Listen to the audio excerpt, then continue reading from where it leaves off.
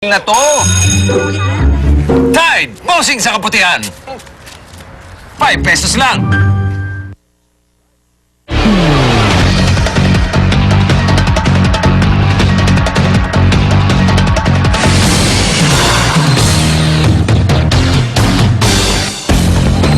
Nagbabalik ang unang balita. Humihingi ng tulong pinansyal ang mga residente ng bayan ng Valencia sa Negros Oriental. Aabot kasi sa milyong-milyong piso ang halaga ng pinsalang iniwan ng bagyong Sendong sa kanilang lugar. May live report si Bernadette Reyes. Bernadette? Kaya aabutin ng 274 million pesos ang kakailanganing pondo ng bayan ng Valencia para ma-rehabilitate ang kanilang lugar, pero nasa 10 million pesos lamang ang mai-release na pondo mula sa calamity fund nito. Sa water system pa lang, umabot na sa 50 million pesos ang pinsalang inabot ng Valencia. Sa agrikultura, abot sa 5 million pesos. Pero halos 10 milyon lang ang mailalabas na pondo mula sa calamity fund nito. Kulang para sa rehabilitasyon ng bayan. Lubha pa namang naapektuhan ng bagyong Sendong ang infrastruktura ng bayan. Naputol ang mga kalsada at nasira ang mga tulay. Ayon sa lokal ng pamahalaan, tatanggapin nila ang anumang maitutulong sa kanila para maibalik ang dating sigla ng bayan. Problema na rin nila ang supply ng tubig ngayon. Nasira kasi ang halos buong water system ng Valencia. Umaasa lang sila sa isang tanker ngayon para supplyan ang buong bayan ng tubig. Reyes, sa kabila ng trahedya na inabot ng lalawigan ng Negros Oriental, ay tuloy pa rin ang Pasko dito. Sa mga plaza nga dito ng bayan ng Valencia at maging dito sa Dumaguete City ay makikita pa rin ang mga kumukuti-kutitap na ilaw para sa Pasko. Rhea? Maraming salamat, Bernadette Reyes. Nagulat live mula sa Dumaguete City.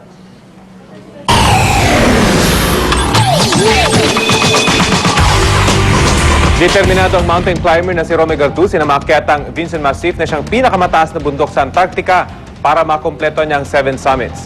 Bilang paghahanda, 3 araw siya nagsanay sa Baguio.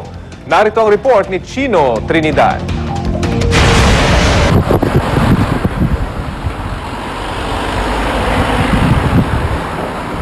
May kasabihan, the more you sweat in training daw, the less you bleed in an actual expedition.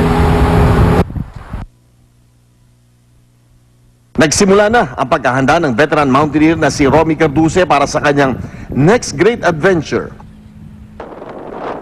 Ang tagumpay kasi niya noong 2006 nang mapabilang siya sa mga unang Pilipinong nakaakyat sa Mount Everest na siyang pinakamataas na bundok sa buong mundo, hindi sapat para sa isang hardcore mountaineer tulad ni Romy. Target niya ngayon makumpleto ang 7 summits o ang pinakamataas na bundok sa 7 kontinente. Bukod sa Everest sa Asia, naakyat na rin ni Romy ang Cartens Pyramid na siyang pinakamataas sa Oceania, ang Mount Kilimanjaro, ang highest peak sa Africa, ang Mount Aconcagua na pinakamataas na bundok sa South America. Nakapag-summit na rin si Romy sa Mount Elbrus ng Europa, gayon din sa Mount McKinley, ang highest point sa buong North America.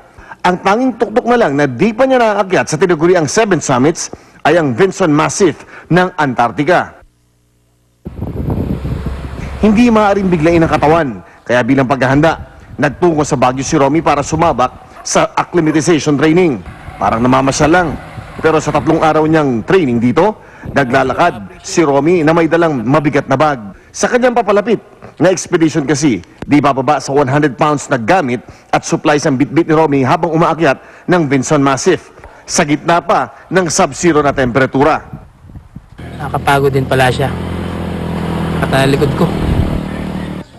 Pero teka, ano nga bang laman ng bag ni Romy habang nagtitraining dito sa Baguio? 1 galon ng tubig pala at ilang weights na ikinakabit sa barbell. Nakakatuwa itong Baguio on foot journey natin. Dami tayo na-discover na bagong daan.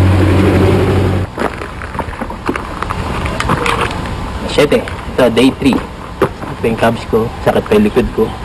So, alright, simulan natin para makashopping na tayo. So, i-conclude na natin itong activity natin dito. Ang big question ready na ba tayo? Ang laging sagot ko dyan hindi tayo pwedeng maging 100% ready kung nagtitraining lang tayo sa Pilipinas. Next stop ni Romy, ang Punta Arenas sa Chile, bago lumipad patungong Antarctica pagkatapos ng Pasko. Para sa unang balita, Chino Trinidad reporting. Natakot.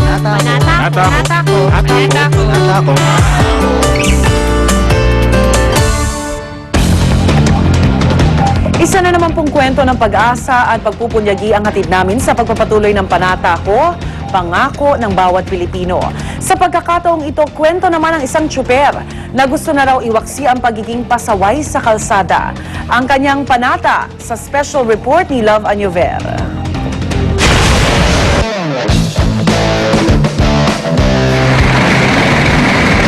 Pag hindi ka swapang din, hindi ka balasubas, wala kang kikitain. Kung hindi mo kasi gagawin yun, wala kang magiging pasahero eh. Si Mang Omar maingat kapag nakaparada. Pero pagdating sa kalsada,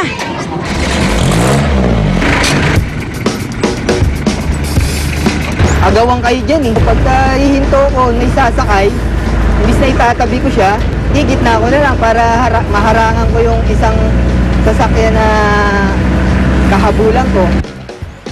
Yun ang tawag na balasubas. ang gawin ni Mang Omar, mariing ipinagbabawal. Pero libo-libo ang mga gaya niyang hari-harian ng kalsada, nagdudulot ng buhol-buhol na traffic, at ang mga batas trapiko, hindi inaalintana. Kasero ka, bumabalagbag ka sa kalsada, pumaparehas na lang din ako dun sa mga driver na balasubas.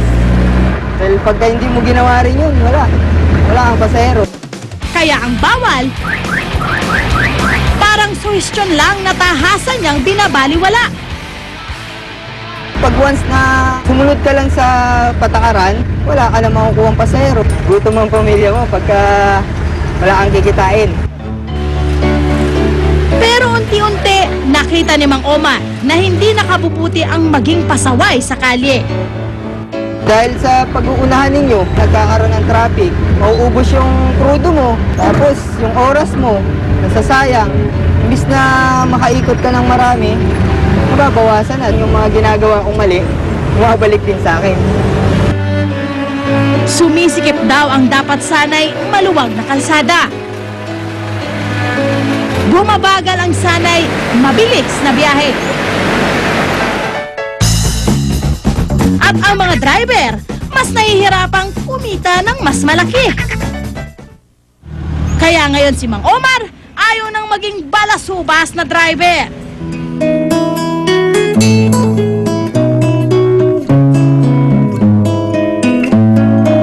Panata ko, nasusunod na ako sa batas trapiko.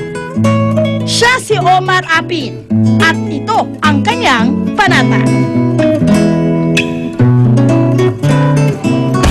Sa ibang balita, nahaharap sa reklamong reckless imprudence resulting in multiple homicide and damage to property ang driver ng 10-wheeler na sumuyod sa ilang sasakyan at bahay sa Antipolo City. 8 ang patay habang 13 ang sugatan sa disgrasya. Narito ang report ni John Consulta.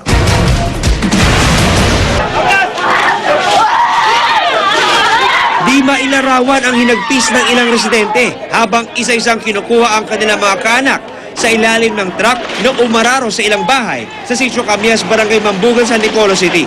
Kabilang sa sinuyod ng 10-wheeler ang tindahan kung saan naglalaro ng bilyar ang marami sa mga biktima. Bukod sa tindahan, 5 bahay pa ang nawasak, 8 ang patay.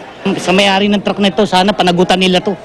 Marami silang buhay na nawala rito. Ilang segundo pa lang nakakaraan ng mahatak palayo itong truck na umararo sa ilang kabahayan dito sa Sumulong Highway at sinisikap ngayon ng mga rescuers na maghanap ng posible pa mga survivors sa ilalim ng mga naararong mga bahay. Kinailangan pang iangat ang truck para maialis ang marami sa mga biktima, kabilang ang 13 sugatan. Hindi ko po sakat ang akalain na gano'n ang mangyayari sa anak ko. Tulungan niya po kami at kami po talaga ikaos na ikaos din po kami. Sa paunang investigasyon ng mga otoridad, tila nawalan daw ng preno ang truck na may plakang RFD 954 habang pababa ng Antipolo at saka bumangga sa isang owner-type jeep. 3 sakay ng jeep ang tumilapon sa isang kanal at bahagyang nasaktan. Sunod namang tinamaan ang isang pampasaherong jeep na naitulak pa kanan bago ito bumangga sa isang pedicab kung saan 2 aso ang naipit. Pagkatapos, kumabig ang truck pakaliwa, sumalpok sa puno at saka inararo ang mga bahay. Lahat ng mga tao nandito sa gilid na nakatayo at nag-aabang ng sasakyan, yun ang una niyang nasagasaan. Sa katunayan, nahirapan kaming i-retrieve yung mga bangkay dun sa ilalim ng truck dahil naipit nga. Ano? Pati yung tatlong bata na nauna niyang banggayin. Sa gitna ng retrieval operation, nakita ang isa pang set ng plaka sa loob ng truck. Gayun din ang ilang sachet ng shabu at drug paraphernalia. Sa ospital kung saan siya itinakbo, kasama ng pahinanting kritikal na lagay, itinanggi ng driver ng truck na si Philip Adriano na nagdodroga siya. Hindi rin daw siya nakatulog habang nagmamaneho. Todo hingi ng tawad si Adriano sa mga biktima at kanilang kaanak sa gitna ng patong-patong na reklamong posible niyang harapin. Nagdodroga po ba kayo? Hindi po. Humingi na lang po ako ng tawad sa kanila at hindi ko naman po gusto yung mga nangyari. Aksidente po yung nangyari. Hindi ko po rin gusto yun eh. Reckless imprudence resulting to multiple homicide, and damage to property. At malaman natin kung meron pa tayong isasampang ibang kaso. Para sa unang balita, John Consulta reporting. Justin Timberlake at Jessica Biel engaged na raw.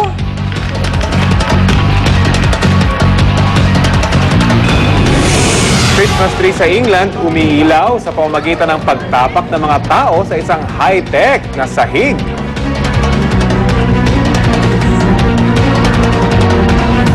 Huwag pahuli, tutok lang.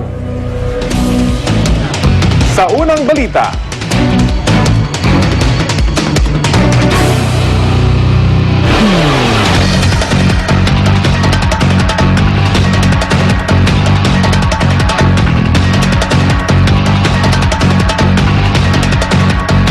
Biyernes na naman at bukas, bisperas na ng Pasko. Merry Christmas everybody. Baka makahabol pa kayo ng swerte dito sa Win Mo Pamasko. Kaya manood para magkaroon ng chance manalo. Ito ang Win Mo Pamasko. Ngayong Biyernes sa GMA. Kapuso, Christmas time is here. Kaya huwag na tayo magtago sa mga inaanak natin dahil this year, Noel Bazaar offers a choice of gift items. Kaya tara na, sasukin natin Noel Bazaar at the World Trade Center, all for a good cause.